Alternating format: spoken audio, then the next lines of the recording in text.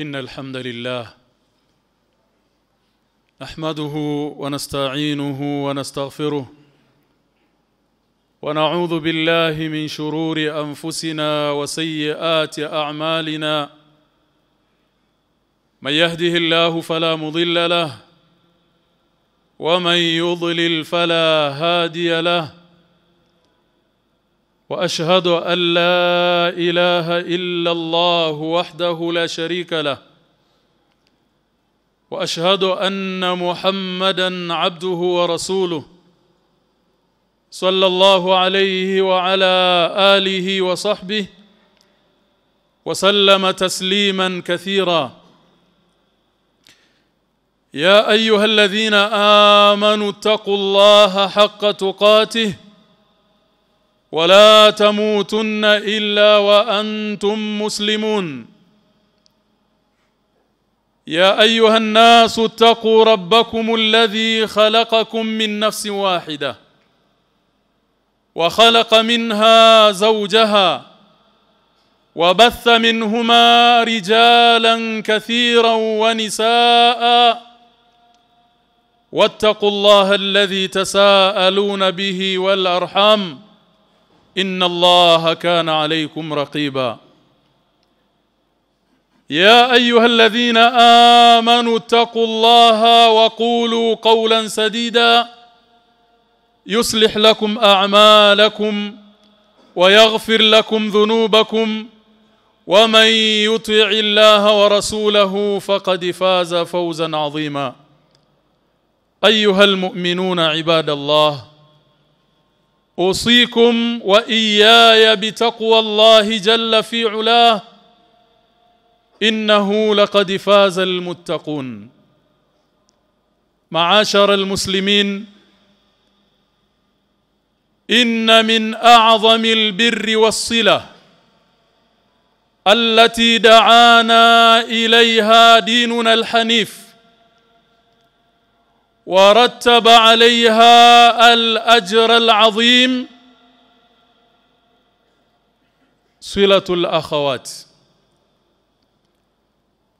كما جاء ذلك في حديث أنس بن مالك رضي الله عنه وأرضاه عن النبي صلى الله عليه وآله وسلم أنه قال من عال ابنتين أو ثلاثا أو أختين أو ثلاثا حتى يبن أو يموت عليهن كنت أنا وهو كهاتين في الجنة وأشار النبي صلى الله عليه وسلم بين السبابة والوسطى والحديث أخرجه الإمام الألباني.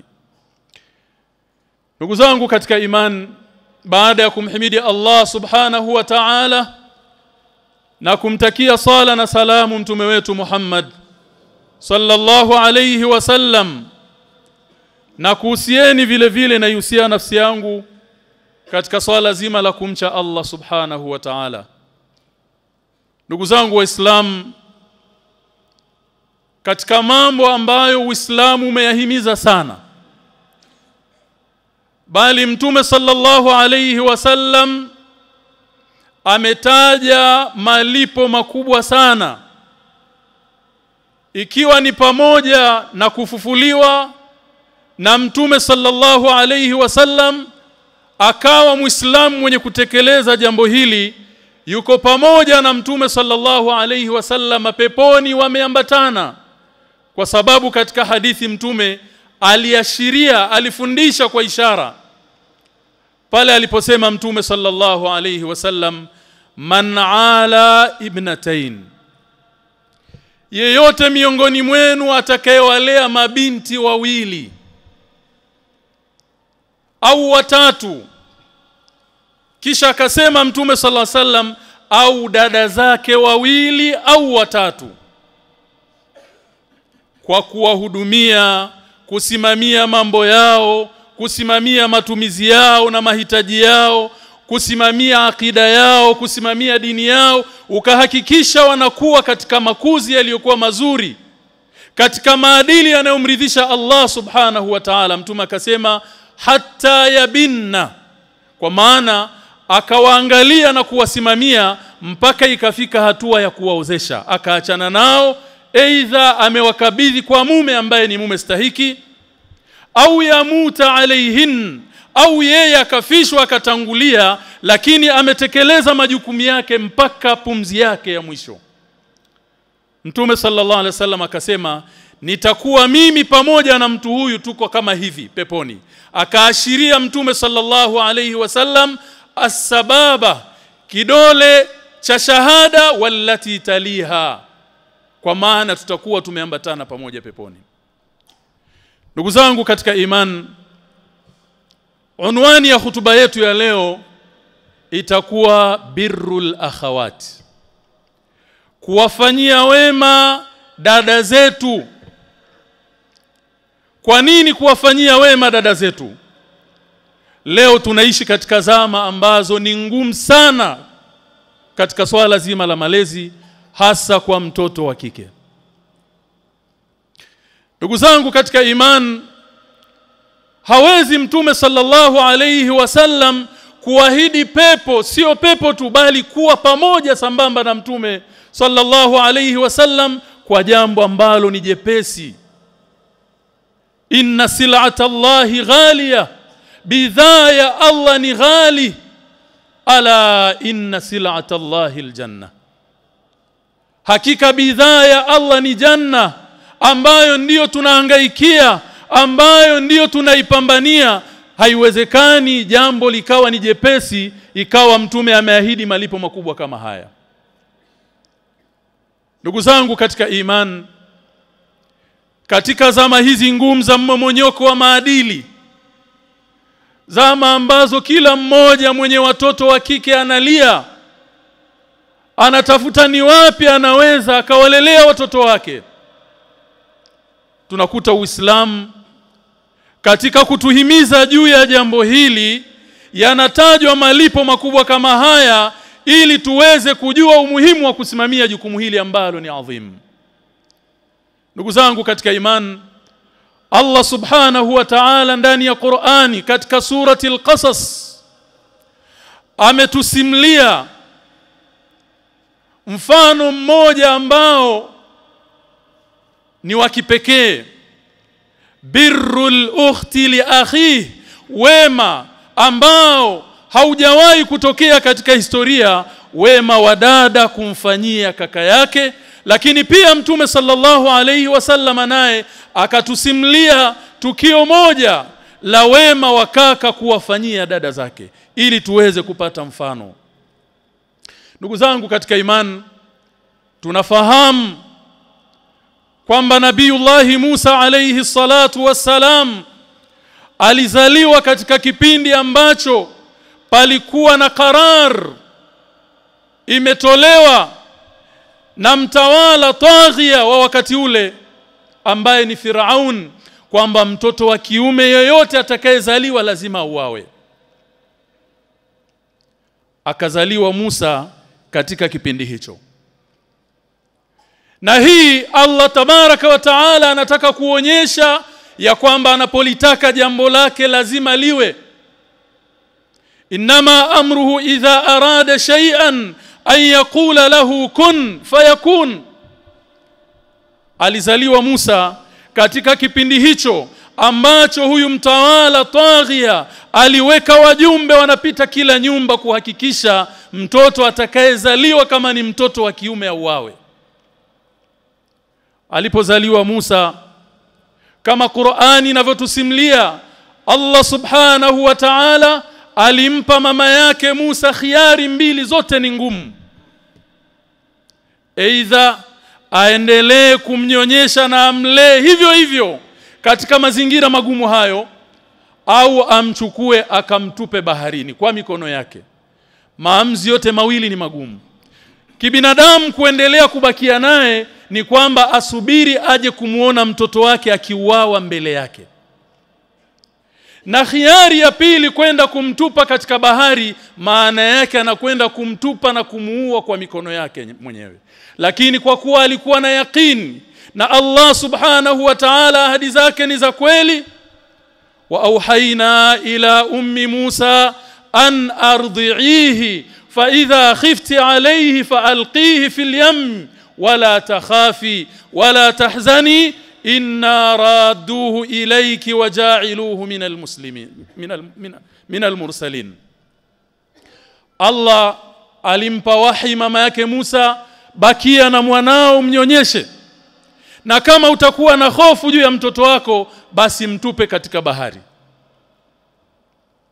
Mama yake Musa akamfunga Musa akamtupa katika bahari. Hapa ndugu zangu katika iman, ndiyo inakuja ile tadhhiya, muhanga wa kipekee wa dada katika kumnusuru kaka yake. Baada ya kufanya hivyo, mama yake Musa akamwambia dada yake, waqalat li ukhtihi qussihi ay tatabbi atharahu, mfuatilie ndugu yako huyu uone ataishia wapi. Mawimbi yakamchukua Musa alayhi salatu wassalam akiwa ni mtoto mchanga mpaka katika fukwe. Faltaqatahu alu fir'aun. Allah anatusimulia Musa akaokotwa mpaka kwa Firaun. Karari inajulikana ni kwamba lazima auawe, lakini nguvu ya Allah ikaingilia, akamtamkisha mkewe Firaun, la taqtuluhu asa an yanfa'ana au nattakhidhahu walada. Akachukuliwa Musa akawa katika ulinzi na himaya ya Allah tabaraka wa taala. Allah tabaraka wa taala anasema, وحرمنا عليه المراضع من قبل, tulimharamishia Musa kunyonya kwa mama yoyote kabla hajarudi kwa mama yake. Kimeokotwa ni kitoto kichanga, hakuna wa kumnyonyesha, mama yake hajulikani.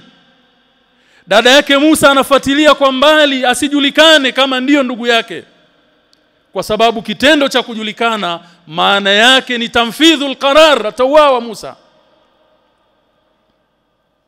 وقالت لأخته قصيه فبصرت به عن جنب وهم لا يشعرون. dada yake Musa akayaona yale matukio, mtoto amechukuliwa, wanahangaika kutafuta wanyonyeshaji katika mji. Allah amemharamishia Musa kunyonya kwa mama yote. Kila mama aliyeletwa, Musa hakukubali kunyonya kwa mama yule, na hawa ni wanyonyeshaji wanajulikana. Dada yake Musa akaiona hadhihi fursa dhahabia, sasa imekuja fursa yenyewe aliyokuwa anaitafuta ya kumnusuru kaka yake. Faqalat hal adullukum ala ahli baitin yakfulunahu lakum wa hum lahu nasihun. Fursa, kaka yake hanyonyi, anajua akirudi kwa mama yake atanyonya. Akaambia, jamani, mimi nafahamu watu wa nyumba fulani, sio mama yangu, sio mama yake, la, nikufahamisheni, kuna mama mmoja, huyo hakataliwi na mtoto yeyote na atamlea vizuri. Faradadnahu ila ummihi kay taqarra aynuha wala tahzan walita'lama anna wa'da Allahi haqq. Tukamrejesha Musa kwa mama yake ili jicho lake lipate kutulia na kumuondoshea huzuni, na apate kuthibitisha kwamba ahadi za Allah subhanahu wa ta'ala ni za kweli pale alipomwahidi, inna radduhu ilayki wa ja'iluhu minal mursalin. Ndugu yangu katika iman, tazama muhanga huu, tazama hii tadhhiya aliyoifanya dada yake Musa katika kumnusuru kaka yake. Kisha jitazame wewe, uko vipi na dada yako na dada zako? Mahusiano yenu yako vipi? Hali zenu ziko vipi? Mnaishi vipi? Mfano mwingine, Mtume sallallahu alayhi wa alihi wasallam siku moja ametoka katika moja ya vita vyake, ametoka katika nje ya mji wa Madina. Miongoni mwa masahaba waliotoka pamoja na Mtume, na wengine wanasema ilikuwa ni katika Fathu Makkah, Katika jumla ya masahaba walitoka na Mtume sallallahu alaihi wasallam alikuwa ni Jabir ibn Abdullah radhiyallahu anhuma. Wakiwa njiani wanarudi kutoka katika fathu Makkah, anaonekana Jabir anakwenda spidi kuliko msafara, anakimbia. Mtume sallallahu alayhi wasallam akamuuliza, malaka ya Jabir, una nini Jabir, mbona uko spidi sana kuliko sisi? Kaambia, ya Rasulullah, inni hadithu ahdin bi'ursin. Ya Rasulullah, mimi nimeoa tu hivi karibuni, ilikuwa ni siku chache ukatutaka tutoke kwa ajili ya kuinusuru dini, mimi nikatoka. Hili ndio linanifanya niondoke mbio ya Rasulullah. Kawaida ya Mtume sallallahu alaihi wasallam anataniana na masahaba, anawaingizia furaha. Akamuuliza, ya Jabir, atazawajta bikran am thayyib? Umeoa? Naam, nimeoa ya Rasulullah. Umeoa binti mdogo au ni mwanamke mtu mzima amewahi kuolewa? Huna mahalul i'tibar. Hapa ndipo panapohitaji mazingatio katika majibu ya Jabir, akimwambia Mtume sallallahu alaihi wasallam. Kaambia, ya Rasulullah, ustushhida walidi, ewe Mtume wa Allah, baba yangu amekufa katika vita, wataraka lia akhawatin sighar, akaniachia dada zangu wadogo, mimi ndio mlezi wao, mimi ndio msimamizi wao. Nikaona kama nitaoa binti mdogo kama wao hawezi kupata malezi, nikaamua kujinyima furaha hiyo kwa sababu ya dada zangu, ili nipate mtu mzima atakayeweza kusimamia malezi yao. Ndugu zangu katika imani, hakika haki tulizonazo kwa dada zetu, ndugu zetu hawa wa kike ni nyingi, na hasa katika mazingira haya magumu tunayoishi. Baadhi ya dada zetu huwa wanaolewa, lakini wanaolewa wanakwenda kuishi katika mazingira magumu sana, na wanaume ambao wamevaa vazi la Uislamu lakini laisa lahum fil Islam shay, hawana chochote katika Uislamu. Ikiwa Mtume sallallahu alaihi wasallam anasema, khairukum li ahlihi wa ana khairukum li ahli, mbora wenu ni yule anayeishi vizuri na wake zake na mke wake, na mimi mtume wenu ni mbora katika hilo. Unawezaje kuwa ni Muislamu ambaye unaishi na wake zako na mke wako katika mazingira ya mateso na adhabu? Mambo haya tunayazungumza kwa namna ambayo inaziumiza nyoyo. Ndio maana tunazungumza katika mazingira kama haya, kwa sababu kadhaya tunazokutana nazo ni ngumu. Baadhi ya wanaume hadahumullah, anaona adhabu anayoweza kumpa mke wake ni kumnyima chakula. Anaona adhabu anayoweza kumpa mke wake ni kumpiga kana kwamba anapiga mtumwa. Ndugu zangu, Mtume sallallahu alayhi wasallam ametufundisha, akatwambia, la yafruku mu'minun mu'mina in kariha minha khuluqan radhiya minha ukhra. Hakuna mkamilifu, hawezi mwanaume kumchukia mke wake moja kwa moja ikawa na mabaya matupu, hana jema hata moja alilonalo. In kariha minha khuluqan, likikuchukiza jambo fulani, basi liko lingine litakalo kupendeza. Miongoni mwa wajibu na miongoni mwa haki za dada zetu upande wetu ni pamoja na kuangalia hali zao hata kama wakiwa katika ndoa, kwa sababu dhulma zilizoko katika ndoa ni nyingi. Lakini jambo ambalo linaumiza zaidi moyo, baadhi ya Waislamu wamekalia haki za dada zao. Pengine mzee wao amefariki, mali hazijagawiwa kwa sababu tu kaka hapendi, hapa kutabakia kuwa kwetu, hakuna sababu ya kugawana. Anasema hivyo kwa sababu yeye hali yake ya kimaisha iko vizuri. Dada zake wanaendelea kudhalilika, wanaendelea kuumia, mali yao ameikalia, utamwambia nini Allah subhanahu wa ta'ala juu ya hawa ambao wanadhalilika na kuumia, hali ya kuwa wewe ambaye ndiye mwenye mamlaka umezuia haki zao? Utakwenda kumwambia nini Allah subhanahu wa ta'ala? Ndugu zangu katika iman, hali halisi ya jamii inatisha. Hali ya jamii ni ngumu. Turudini katika Uislamu. Silatur rahim ni ibada, si jambo la khiari. Kuunga udugu ni ibada, ni maagizo ya Allah subhanahu wa ta'ala. Hal asaytum in tawallaytum an tufsidu fil ardi wa tuqatti'u arhamakum ulaika alladhina la'anahumullah fa asammahum wa a'ma absarahum, katika surati Muhammad. Kama jambo la kukata udugu, ndugu zangu katika imani, ni jambo ambalo linamsababishia mtu kupata laana za Allah subhanahu wa ta'ala, unawezaje kuwa na moyo mgumu kiasi hicho? Ndugu zangu katika imani, hadhihi tadhkira, huu ni ukumbusho, udhakiru biha nafsi wa ikhwani, na ikumbusha nafsi yangu na wakumbusha ndugu zangu, tutambue kwamba familia yako si mkeo na watoto wako basi.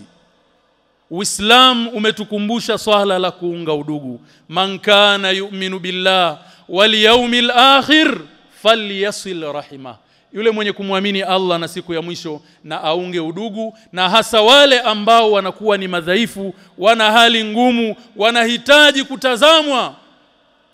Ndugu wa Islam, laqad a'la al-islam sha'na al-mar'a.